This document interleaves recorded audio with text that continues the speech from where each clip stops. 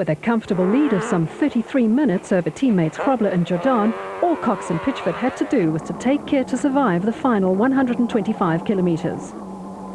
A confident thumbs up from Cox as he passes a group of spectators on his way to another well-earned victory.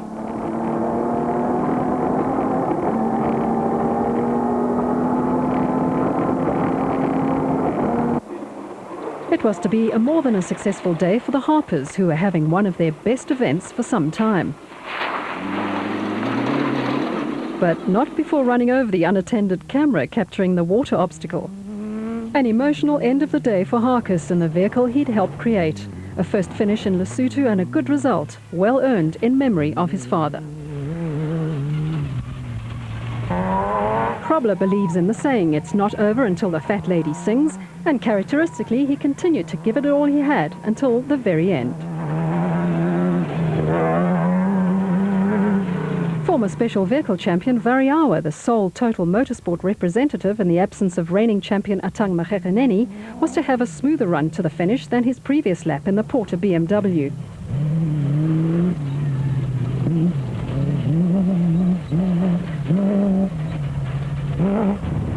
The Hutchison-Ormerod pairing in the Class B motorized bat had proved to be a winning combination this season, and they were headed for another impressive victory.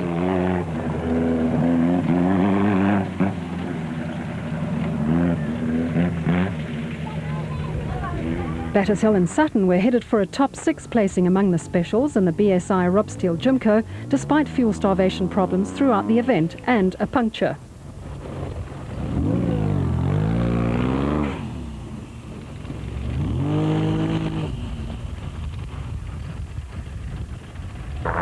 Mark Cronje and Chris Birkin carried the hopes of the Castrol Toyota team on their shoulders and were to improve their championship standings with a hard-earned third place among the production vehicles.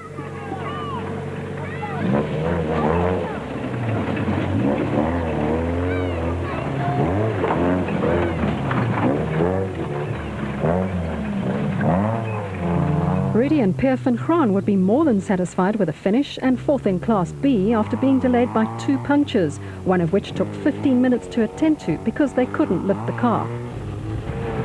Marsh and Rutherford's strategy of taking no chances was paying off, and a very conservative top speed of just 40 kilometers an hour during the final lap saw them safely to the finish and 7th among the specials.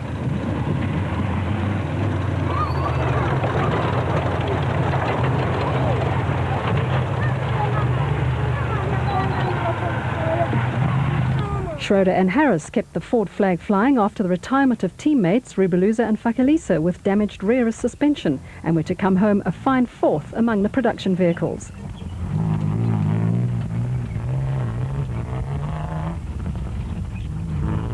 Visser and Badenhorst brought the Tyco Trucks Toyota back in 5th place and first in Class E, their 3rd class win of the season.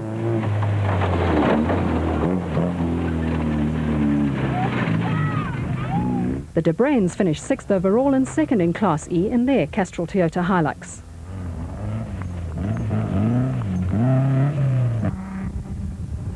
Henry Zamatin and Bodo Schwegler surprised even themselves by bringing the heavy Pajero home successfully for their 19th consecutive championship finish, despite breaking a tie rod close to the end. Brothers Yuri and Andre Duplessis carried the BB Auto flag to the finish and 8th in the production vehicle category after brother Arnold retired with a broken clutch while lying 2nd in Class D on lap 2.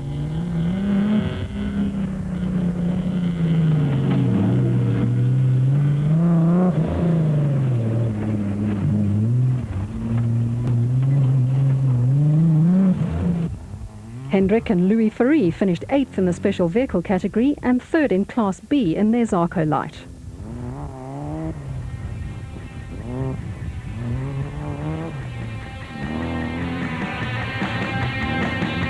It was a wary but delighted Alfie Cox who finished 1st overall in the proudly South African Nissan Hardbody to record an historic first win in a car in Lesotho after winning 9 Roof of Africa events on 2 wheels.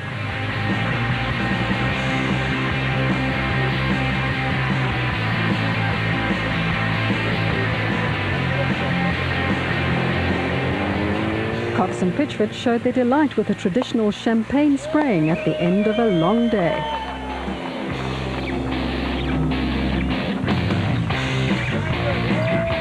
Yeah, look, it's been great. And I haven't come back here for I think 3 years on the bike.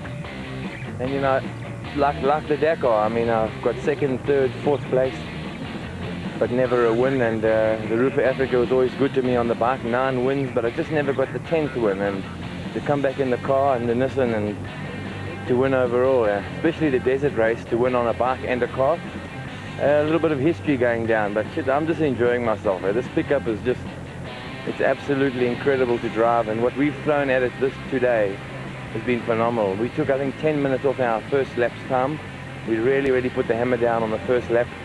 And then the second lap, I think we had more than 20-minute lead, so we just backed it off and brought the car home, in one piece. And the points are there, and, with 3 races to go, the championship has got to be looking good. And, yeah, it's just been a great year, and I just think so far it's been going very well. We had 2 DNFs at the beginning of the year, but they say that's off-road racing, and I'll tell you what, I'm just happy. Smiles all the way, to be quite honest.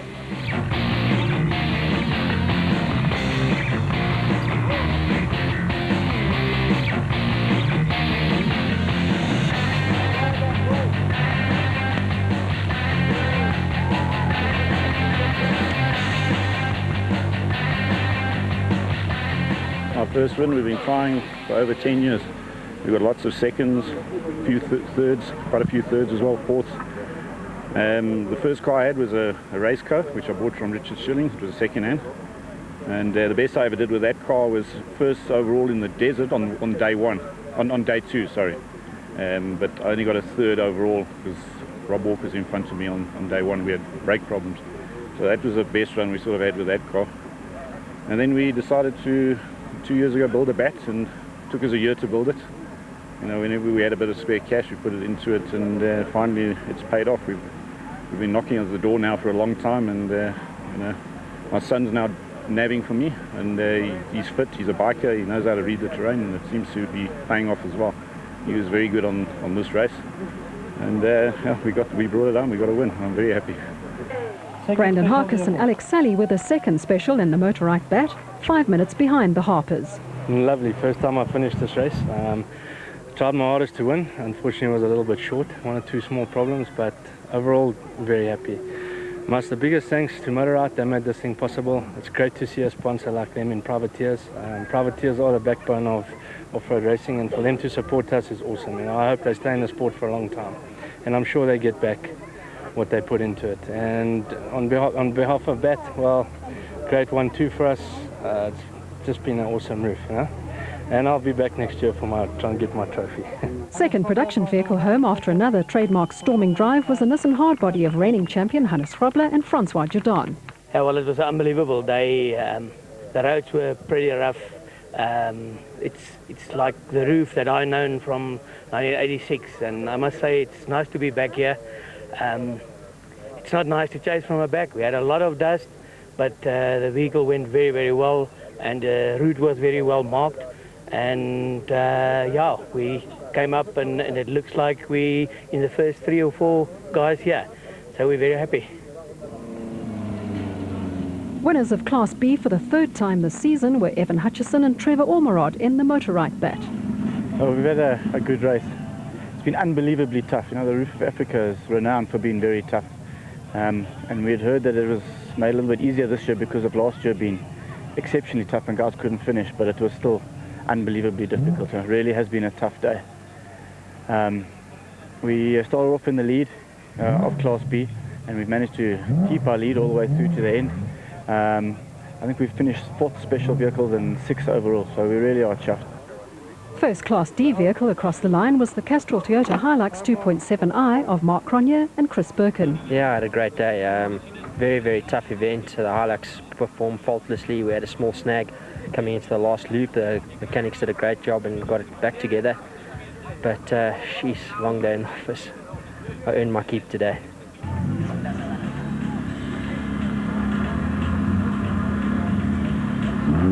Chris Visser and Jaapie Badenhorst duly took the Class E honours in the Tyco Trucks Toyota Hilux. Yeah, this is our first Lesotho. I think Chris was here before, but yeah, never been through this type of country, and very rough, yeah, very to us. But yeah, we won the class. We broke a Toshinba halfway through the second lap. But yeah, it fixed it halfway or at the end of the second lap, and yeah, so thanks to the guys that's standing around here. They're the service crew. Show them as well. So yeah, very nice. Richard Schilling and Chris Davies limped across the line in the Plastotech Ace Code to win Class S. Yeah, we did it, and look, really enormous credit to Chris. The last lap he must have climbed in and out of the car, I don't know how many times. The radiator had broken and we had to stop and fill it with water. Then the fan was working overtime, so we couldn't start the car, so we'd have to push the car or organise somebody to help us, you know, find guys to help us. But I suppose this is the spirit of off-road racing. Finish the event, and we're lucky we got a class win, but today belongs to Chris. He did a great job. No, I think it belongs to Richard because he's the one that kept me going. But there again, this is the way you finish the roofs. You never give up and you always keep going. If it breaks, you fix it. And here we are. A little bit late, but next time we'll be up front. So another convincing win for Alfie Cox and Ralph Pitchford, a great storming drive from Krobler, and class wins for Mark Cronje and Chris Visser. A maiden win for the Harpers in the special vehicle category, 3 bats in the top 4, and class wins for Hutchison and Schilling. Warm applause for the overall winners at a boisterous prize giving at the Lesotho Sun in Maseru.